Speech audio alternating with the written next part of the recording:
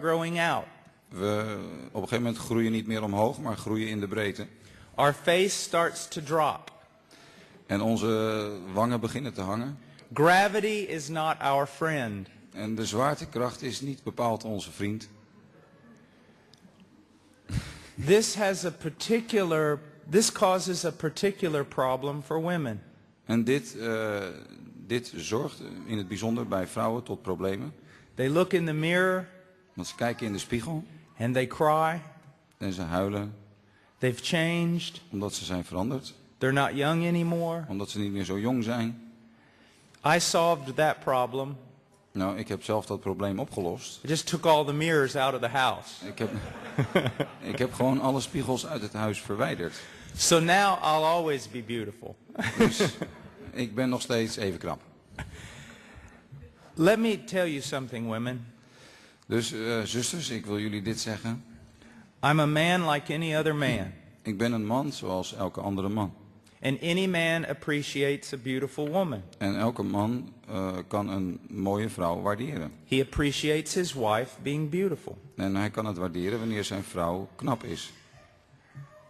But I'm going to tell you something, and I'm as honest as I can be. Maar ik ga je iets zeggen en ik zal zo eerlijk zijn als ik zou kunnen zijn. My wife is absolutely beautiful. Mijn vrouw is absoluut knap.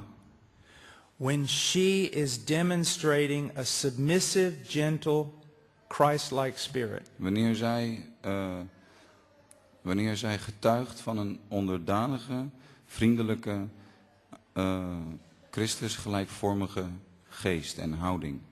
I do not care that we are both getting older. Het kan me niet zoveel schelen dat wij allebei ouder worden. I don't care that we're changing. En het kan me niet zoveel schelen dat wij veranderen. I don't care if her hair is turning gray. En het kan me niet schelen als ze grijs wordt. None of it matters. Het doet er niet toe. If she is walking in sin and rebellion, she's ugly. Als zij wandelt in zonde en opstandigheid, dan is ze lelijk.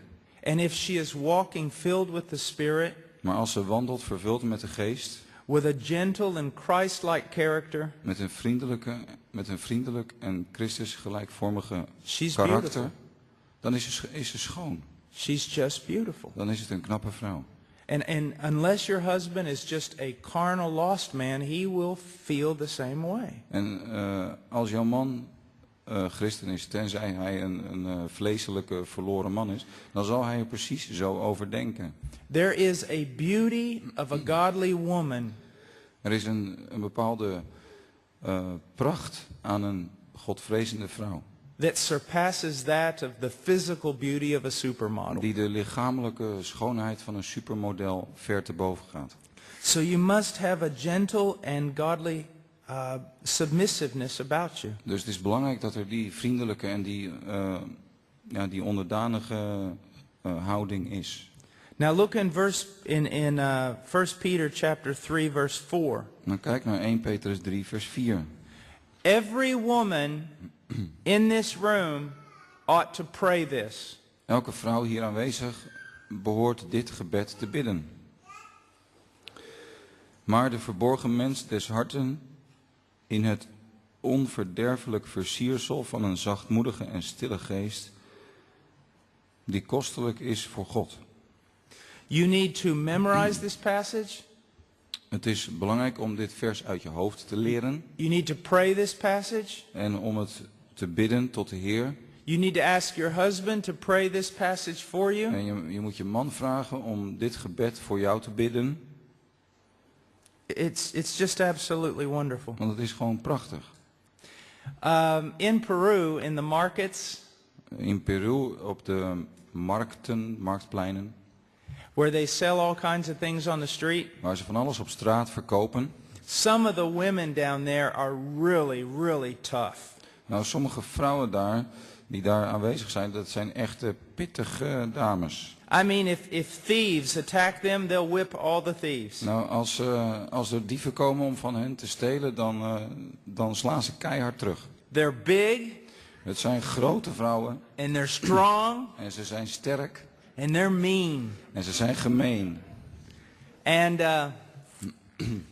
My wife is from Peru. En mijn, Now, she's not one of them. mijn vrouw komt uit Peru, maar zij is niet zoals dat.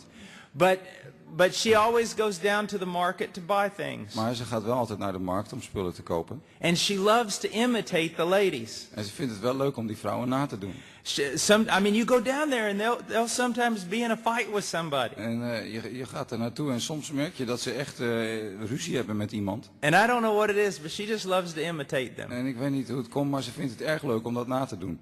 If sometimes I walk into the house and I'm a little bit upset. Als ik soms thuis kom en ik voel me, ik ben ergens een beetje ondaan over. She'll turn around and look at me. En dan draait ze zich naar me om en dan kijkt ze me aan. She'll go like this. En dan stelt ze zich zo op. And she'll hit herself like this. En dan slaat ze zichzelf op de borst. And she goes, "Ya, compadre, vamos." Ja, dat zegt ze She'll dan. start screaming. And she goes, bring it on. Come on.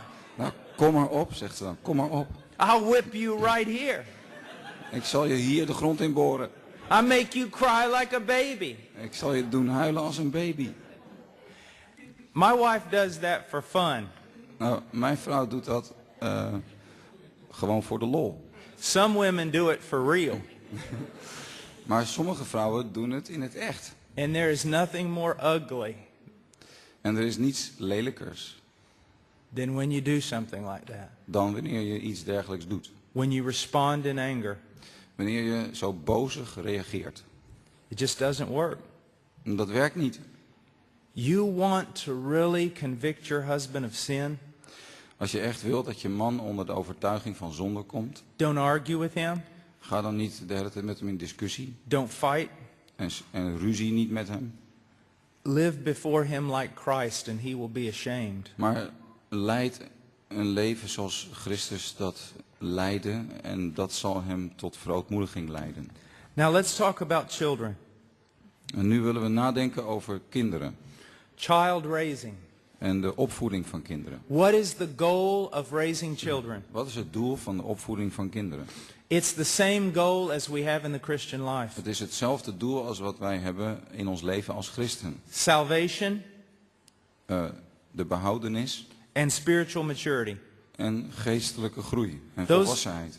are the two great goals of raising your children. En dat zijn de twee grote doelen van het opvoeden van kinderen. Salvation, De behoudenis spiritual maturity. en geestelijke volwassenheid. I praise God for my wife because she really is a balance for me. Ik dank de Heer voor mijn vrouw, want zij brengt mij echt in balans. You know, my son is when he was like 4 years old, Toen mijn zoon 4 jaar oud was, I'm wanting him to learn quantum mechanics and speak Latin. wilde ik heel graag dat hij kwantummechanica onder de knie kreeg en Latijns leerde lezen. And my wife constantly reminds me of this. En mijn vrouw herinnert mij er voortdurend aan. What does it matter if we create a genius?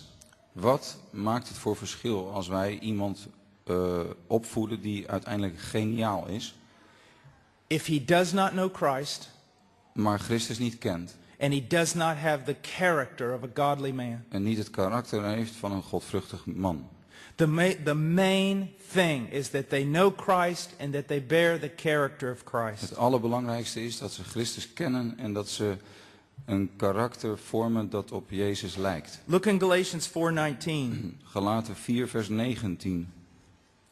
Paul, of course, is speaking to the church, but it's a great principle that we can follow. Nou, Paulus die spreekt natuurlijk tot de gemeente, maar we vinden hier een principe dat we ook hierop kunnen toepassen. He says in Galatians 4:19, "My children with whom I am again in labor until Christ is formed in you." Galaten 4 vers 19. Mijn kinderen die ik wederom arbeid te baren, voor wie ik opnieuw in barensnood ben, totdat Christus een gestalte in u krijgt, totdat Christus in u gevormd wordt.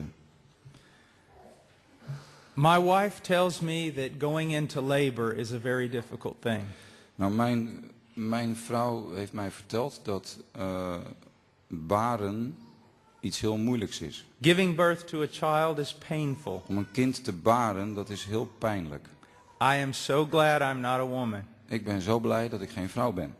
But there is a pain that Paul is talking about here. Maar hier spreekt Paulus ook over een pijn. It's the pain of labor. Het is de